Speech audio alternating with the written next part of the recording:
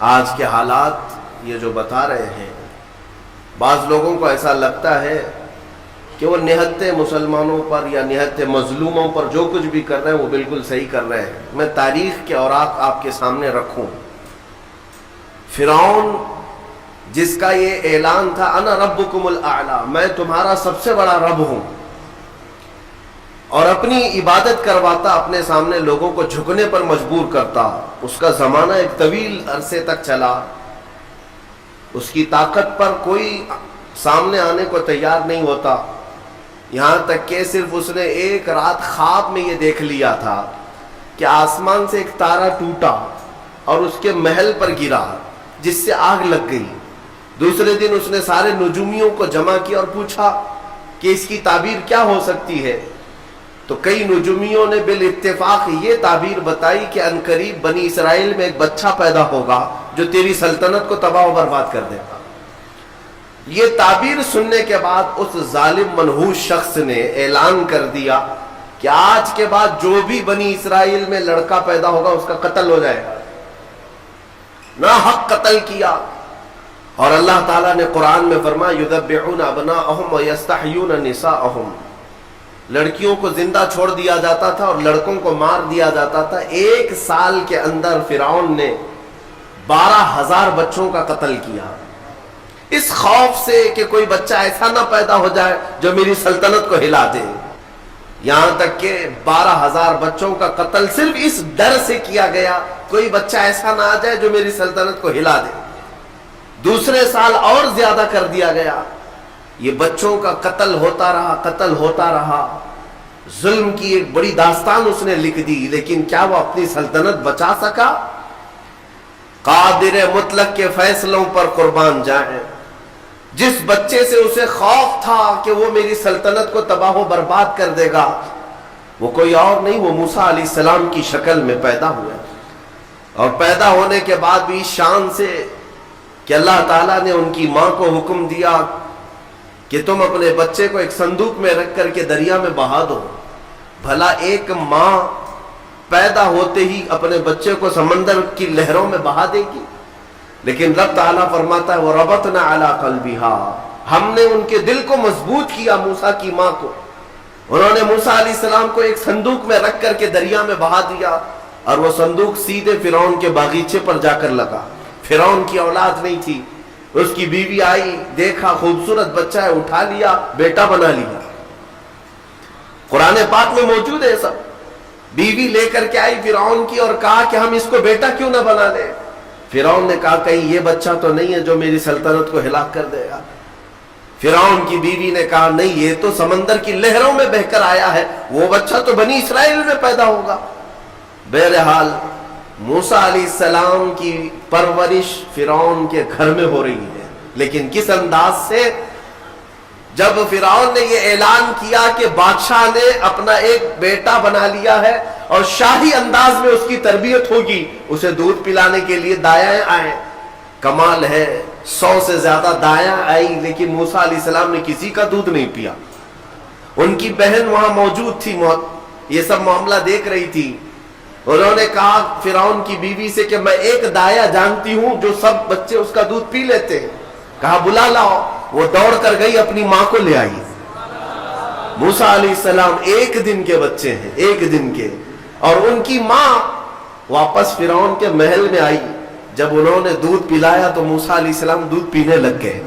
فرعون نے بہت عالی تنخواہ کے ساتھ، بڑے معاوضے کے ساتھ موسیٰ علیہ السلام کی ماں کو اپنے گھر میں رکھا۔ یہ اللہ تعالیٰ کے فیصلے ہیں، جب وہ کسی طاقت کے نشے کو چور چور کرنا چاہتا ہے تو اسی کے گھر میں اپنی کمال کی چیزیں پرورش بھی دیتا ہے۔ موسیٰ علیہ السلام جوان ہوئے اسی کے گھر میں، لیکن اس کے بعد پھر جب جوانی کے بعد آپ کو نبوت کے اعلان کا حکم ہوا، پھر فرعون سے جو مقابلہ ہوا تاریخ شاہد ہے۔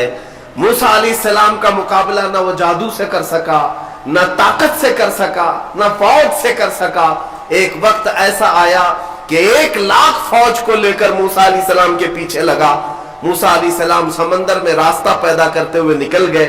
فرعون جب ان راستوں پر آیا، رب تعالیٰ فرماتا ہے ہم نے समंदर को हुक्म दिया, जैसा था तू वैसा मिल जा।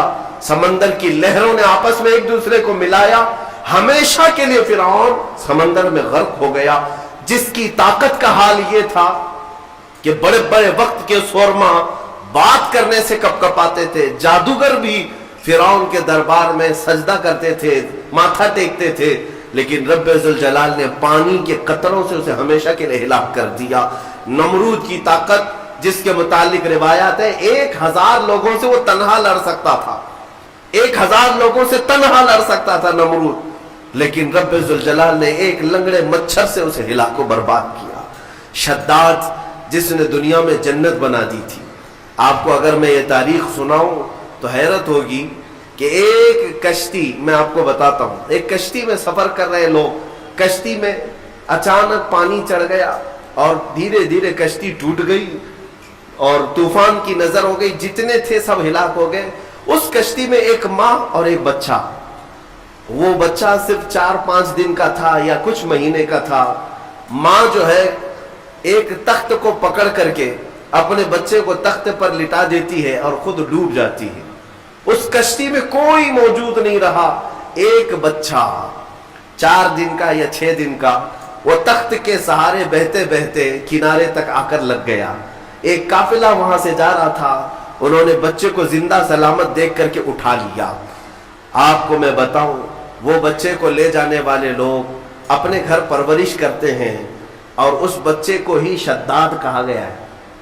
वो जो बच्चा था जिसकी मां भी मर गई, सारा काफिला डूब गया, तन्हा जो बच्चा किसी के यहाँ कफालत में किसी के जेरे नगी रहा, वो शद्दाद था।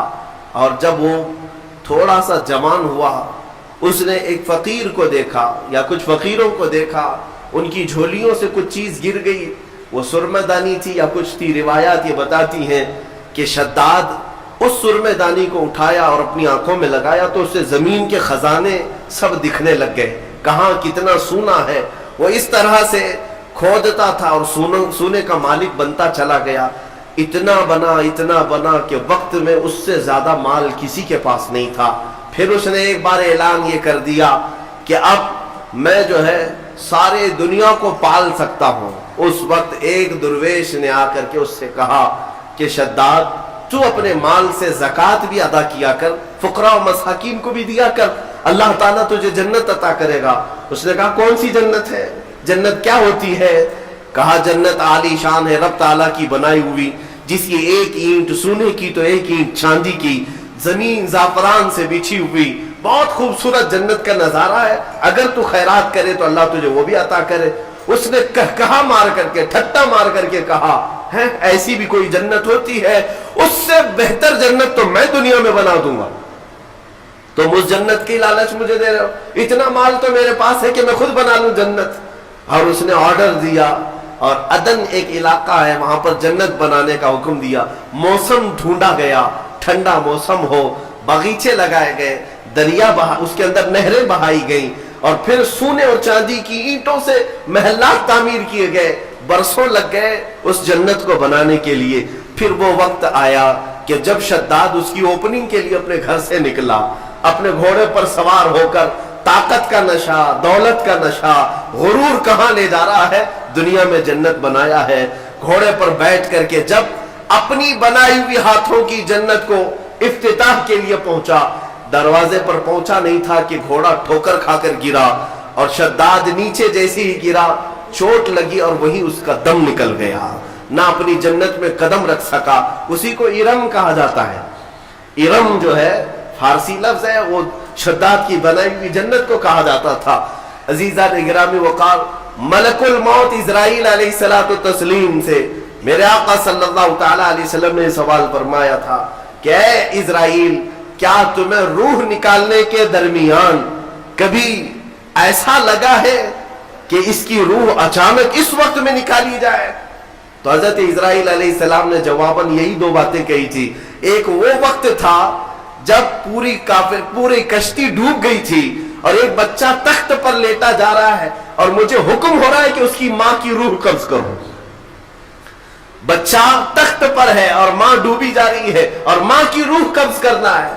किसके सहारे उस बच्चे को छोड़ा जाएगा? لیکن قادر مطلق کا حکم تھا سارے لوگوں کی روح قبض کیا بچے کے علاوہ.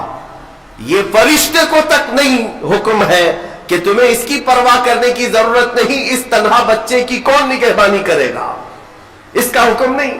ماں کی روح قبض کر لیا. اس وقت مجھے تعجب تھا کہ اس بھرے سمندر میں اس تنہا بچے کو دیکھے گا کون. لیکن پھر دنیا نے دکھایا کہ اس بچے کو صرف دیکھا نہیں گیا بلکہ دنیا کا سب سے بڑا امیر بنایا گیا. پھر آپ فرماتے ہیں دوسرا وہ وقت تھا جب اس نے اپنی پوری جمع پونجی خرچ کر کے جنت بنائی. دروازے پر پہنچنے سے پہلے مجھے حکم ہوا کہ اس کی روح قبض کر لی. عزیزان گرامی وقار, رب ذوالجلال کے فیصلے, وہ قادر مطلق محکم فیصلے فرماتا ہے.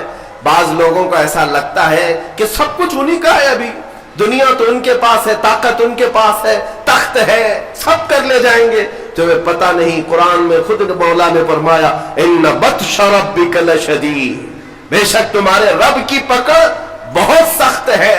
جس وقت وہ پکڑ کرتا ہے تو کوئی آس پاس چھڑانے کی طاقت بھی نہیں رکھتا.